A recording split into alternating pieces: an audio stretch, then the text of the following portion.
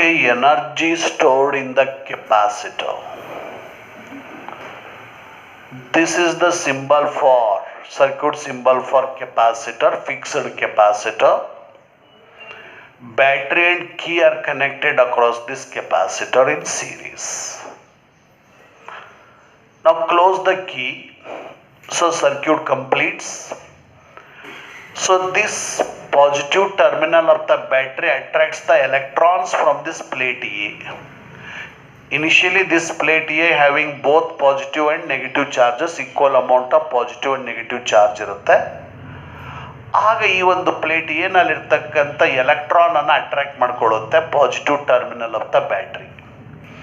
ಆಗ that electron from the plate A flows to the plate B through this connecting wire. ಡೈರೆಕ್ಟಾಗಿ ಇಲ್ಲಿಂದ ಇಲ್ಲಿ transfer ಆಗ್ಲಿಕ್ಕೆ ಬರಲ್ಲ, ಬಿಕಾಸ್ ಇಲ್ಲಿ ಗ್ಯಾಪ್ ಇದೆ, ಏರ್ ಇದೆ ಅಥವಾ ಡೈಎಲೆಕ್ಟ್ರಿಕ್ ಮೀಡಿಯಮ್ ಅನ್ನು ಫಿಲ್ ಮಾಡಿರ್ತಾರೆ. ಹಾಗಾಗಿ electron must flows from plate A to the plate B through this connecting wire. ಯಾವಾಗ ಎಲೆಕ್ಟ್ರಾನ್ ಪ್ಲೇಟ್ ಎ ಇಂದ ಪ್ಲೇಟ್ ಬಿ ಹೋಗುತ್ತೋ, by the loss of electron charge on the plate A becomes positive and charge on the plate B becomes negative.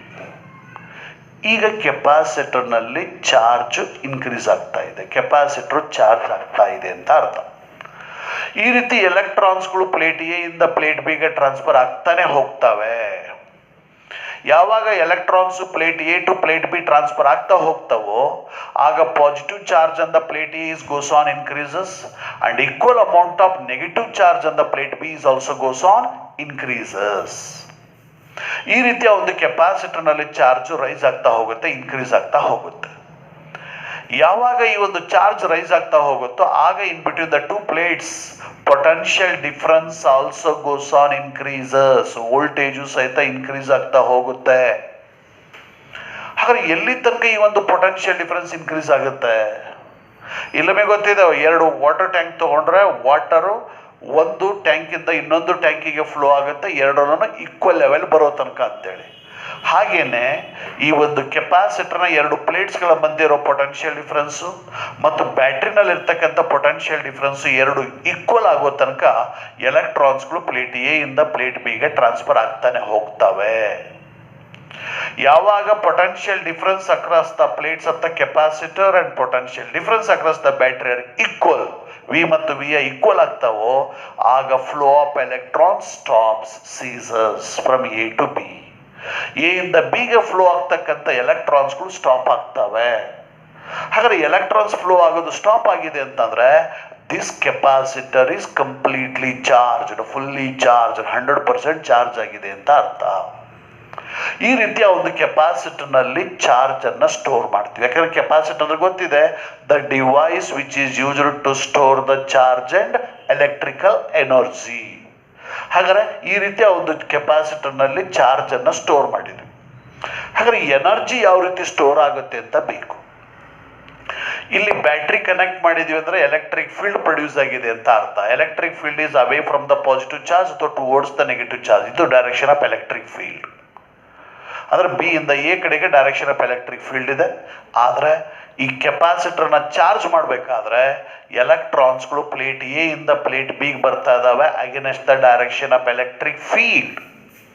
ಹಾಗಾದ್ರೆ ಯಾವುದೇ charge against the electric field move ಆದಾಗ ಅಲ್ಲಿ work done ಆಗುತ್ತೆ ಅಂತ ಗೊತ್ತು ನಮಗೆ. ಹಾಗಾಗಿ ಎಲೆಕ್ಟ್ರಾನ್ಸ್ಗಳು ಪ್ಲೇಟ್ ಎ ಇಂದ ಪ್ಲೇಟ್ ಬಿಗೆ against the direction of electric field move ಆಗೋದ್ರಾಗೋದ್ರಿಂದ there must be a work done. ಯಾವ ರೀತಿ ವರ್ಕ್ ಡನ್ ಆಗುತ್ತೆ ಅಂದರೆ in the form of potential energy. ಎಲ್ಲಿ ಎರಡು ಪ್ಲೇಟ್ಸ್ಗಳ ಮಧ್ಯೆ ಇರ್ತಕ್ಕಂಥ ಈ ಒಂದು ಎಲೆಕ್ಟ್ರಿಕ್ ಫೀಲ್ಡ್ ಅಲ್ಲಿ ಆ ಒಂದು ಎಲೆಕ್ಟ್ರಿಕಲ್ ಎನರ್ಜಿ ಸ್ಟೋರ್ ಆಗುತ್ತೆ. ಈ ರೀತಿ ಆ ಒಂದು ಕೆಪಾಸಿಟರ್ನಲ್ಲಿ ಚಾರ್ಜ್ ಇನ್ಕ್ರೀಸ್ ಆಗ್ತಾ ಹೋದಾಗ ಎನರ್ಜಿನೂ ಸಹಿತ ಸ್ಟೋರ್ ಆಗ್ತಾ ಹೋಗುತ್ತೆ. ಯಾವಾಗ ಕೆಪಾಸಿಟರ್ ಫುಲ್ಲಿ ಚಾರ್ಜ್ ಆಗುತ್ತೋ ಆಗ ಆ ಒಂದು ಕೆಪಾಸಿಟರ್ನಲ್ಲಿ ಎನರ್ಜಿನೂ ಸಹಿತ ಕಂಪ್ಲೀಟ್ ಆಗಿ ಸ್ಟೋರ್ ಆಗಿರುತ್ತೆ. 100% ಚಾರ್ಜ್ ಆಗಿದೆ ಅಂತಂದ್ರೆ 100% ಎಲೆಕ್ಟ್ರಿಕಲ್ ಎನರ್ಜಿ ಇದೆ. 50% ಕೆಪಾಸಿಟರ್ ಚಾರ್ಜ್ ಆಗಿದೆ ಅಂದ್ರೆ ಅಲ್ಲಿ ಎಲೆಕ್ಟ್ರಿಕಲ್ ಎನರ್ಜಿನೂ ಸಹಿತ 50% ಇದೆ ಅಂತ ಅರ್ಥ. ಈ ರೀತಿ during charging of capacitor electrons flows from one plate to another plate against the direction of electric field. So there must be a work done in the form of potential energy in an electric field between the two plates of the capacitor. So this is known as energy stored in the capacitor. ಸರಿ, ಹಾಗಾದ್ರೆ ಕೆಪಾಸಿಟರ್ನಲ್ಲಿ store ಆಗಿರ್ತಕ್ಕಂಥ ಎನರ್ಜಿದು equation derive ಮಾಡಬೇಕು. ಅಲ್ಲಿ derive ಮಾಡಿ ಅಂತ ಕೇಳಿದಾಗ ಇದನ್ನೆಲ್ಲ ಕತೆ ಬರೆಯೋ ಅವಶ್ಯಕತೆ ಇಲ್ಲ, ಜಸ್ಟ್ ಡಿರೈವೇಶನ್ ಬರೆದ್ರೆ ಸಾಕು. ಈ ಡಯಾಗ್ರಾಮ್ ಬರೆದು ಡಿರೈವೇಶನ್ ಬರೆದ್ರೆ ಸಾಕು. So ಇಲ್ಲಿ C is the capacitance of the capacitor, Q is charge on the capacitor, and V is the potential difference between the capacitor. That's why C equal to Q by V, therefore V equal to Q by C. We should assume that initially the charge on the capacitor is 0. Finally the charge given to that capacitor is Q. ಅಂದರೆ ಜೀರೋದಿಂದ capital Q amount of charge ಅನ್ನು ಕೊಟ್ಟಾಗ ಅಲ್ಲಿ ಎಷ್ಟು energy store ಆಗುತ್ತೆ, 0 to 100 micro coulomb of charge ಕೊಟ್ಟಾಗ ಎಷ್ಟು energy store ಆಗುತ್ತೆ ಅಂತ ಅನ್ನೋ ಇಕ್ವೇಶನ್ ಅನ್ನು ಡಿರೈವ್ ಮಾಡಬೇಕು. We know that charge is quantized. ಹಾಗಾಗಿ initially d Q amount of charge is transferred from plate A to the plate B against the electric field. There must be a small amount of work done dW. dq ಅಂತಕ್ಕಂಥ small amount of charge plate A ಇಂದ plate ಬಿಗೆ against the field move ಆದಾಗ ಅಲ್ಲಿ small amount of work done ಆಗಿದೆ dW. ಹಾಗಾದ್ರೆ work done ಬೇಕು, ನಮಗೆ ಗೊತ್ತಿದೆ electric potential V equal to W upon Q naught, W is equal to V into Q naught. ಅದ್ರ ಪ್ರಕಾರ W ಇರೋ ಜಾಗದಲ್ಲಿ dW ತಗೊಂಡಿದ್ದೀವಿ, V potential difference is same, Q naught ಇರೋ ಜಾಗದಲ್ಲಿ dQ small amount of charge plate A to B transfer ಆದಾಗ small amount of work done dW is equal to V into dQ ಆಯಿತು. ಹಾಗಾದ್ರೆ ಜೀರೋದಿಂದ capital Q amount of charge plate A to B transfer ಆದಾಗ ಆಗಿರ್ತಕ್ಕಂಥ total work done ಬೇಕು. Small ವ್ಯಾಲ್ಯೂನ large value convert ಮಾಡಬೇಕು ಅಂತಂದ್ರೆ ನಾವು ಇಂಟಿಗ್ರೇಷನ್ ಮಾಡ್ತೀವಿ. ಹಾಗಾಗಿ dW ಅಂತಕ್ಕಂಥ small amount of work done ಅನ್ನ ಇಂಟಿಗ್ರೇಟ್ ಮಾಡಿದಾಗ ನಮಗೆ ಟೋಟಲ್ ವರ್ಕ್ ಡನ್ ಸಿಗುತ್ತೆ. W is equal to dW with the limit 0 to Q. ಅಂದರೆ ಇನಿಷಿಯಲಿ ಚಾರ್ಜ್ ಅಂತ capacitor 0, finally capital Q amount of charge ಕೊಟ್ಟಾಗ ಆಗಿರ್ತಕ್ಕಂಥ ಎಲೆಕ್ಟ್ರಿಕಲ್ ವರ್ಕ್ ಡನ್ ಬೇಕು W.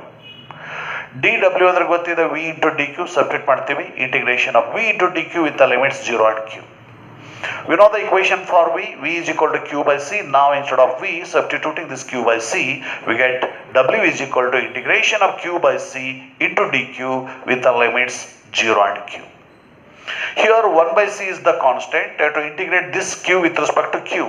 ಇಲ್ಲ ಕಲ್ತಿದ್ರೆ ಇಂಟಿಗ್ರೇಷನ್ ಅನ್ನ ಎಕ್ಸ್ ಅನ್ನ ಇಂಟಿಗ್ರೇಟ್ ಮಾಡಿದ್ರೆ with respect to X square by 2 ಬರುತ್ತೆ. ವೈ ಅನ್ನ with respect to Y integrate ಮಾಡಿದಾಗ ವೈ ಸ್ಕ್ವೇರ್ ಡಿವೈಡೆಡ್ ಬೈ 2 ಬರುತ್ತೆ. ಹಾಗೇನೆ ಕ್ಯೂ ಅನ್ನ with respect to Q integrate ಮಾಡಿದಾಗ we get Q square by 2 and limits 0 and Q. W equal to 1 by C. Now substituting the limits, so capital Q square by 2 minus 0, so 0 substitute ಮಾಡಿದ್ದೀವಿ. ಈಗ this total work done is nothing but the energy stored in the capacitor U. ಈ work done ಅನ್ನು energy ಅಂತ ಕರಿತೀವಿ. ಹಾಗಾಗಿ ಆ ಒಂದು capacitor ನಲ್ಲಿ ಸ್ಟೋರ್ ಆಗಿರ್ತಕ್ಕಂಥ ಎನರ್ಜಿಗೆ ಸಿಂಬಲ್ U ಅಂತ ಕೊಟ್ಟಿದ್ದೀವಿ. ಹಾಗಾಗಿ W equal to U, therefore U is equal to half Q square by C is the equation for energy stored in the capacitor in terms of charge and capacity. ಇಲ್ಲಿ C equal to Q by V, capital Q is equal to C into V ಬರುತ್ತೆ. ಹಾಗಾದ್ರೆ instead of capital Q, C into V substitute ಮಾಡಿದ್ರೆ U is equal to half Q square ಅಂದರೆ C square V square divided by C, C and C get cancelled. ಹಾಗಾಗಿ U is equal to half CV square is also equation for energy stored in the capacitor in terms of capacity and potential difference. ಈಗ equation ಅಲ್ಲಿ U is equal to half Q square, C equal to Q by V ಅಂತ ಗೊತ್ತು. ಹಾಗಾದ್ರೆ instead of C, Q upon V substitute ಮಾಡಿದ್ದೀವಿ. Q and Q get cancelled and V is taken to the numerator. We get U is equal to half Q into V. This is also equation for energy stored in the capacitor in terms of charge and potential difference. ಈ ರೀತಿ there are 3 equations for energy stored in the capacitor. One is U equal to half Q square by C. Second one is U is equal to half CV square. And third one is U is equal to half Q into V.